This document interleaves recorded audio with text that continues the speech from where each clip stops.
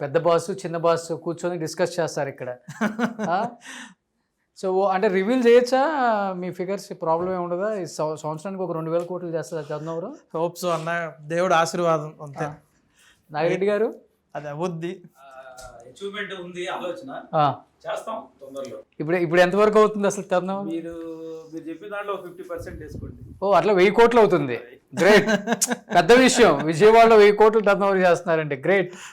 So ఇప్పుడు showrooms కూడా పెరుగుతున్నాయి కాబట్టి నెక్స్ట్ ఎక్స్పాన్షన్ ఇంకా పెంచుకుంటూ వెళ్ళిపోవాలంటే గ్రేట్. మీ ఫాదర్ స్టార్ట్ చేసిన ఒక చిన్న విత్తనంతో వేసి ఆయన చెట్టుని చేసి చాలా మందికి ఉపాధి, గ్రేట్ ఎంప్లాయ్మెంట్ ఇవ్వాలి. సార్ ఎంతమంది ఉన్నారు ఎంప్లాయీస్ మీ దగ్గర?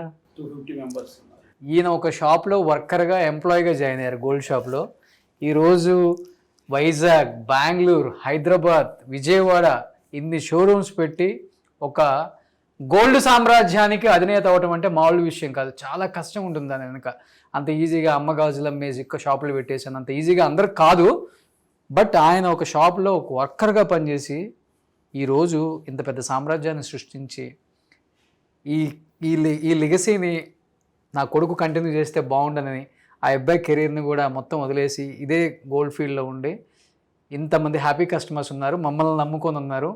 అన్ని చోట్ల కన్నా కూడా ఇక్కడ చాలా తక్కువ తరుగు చెప్పాలంటే వాస్తవంగా.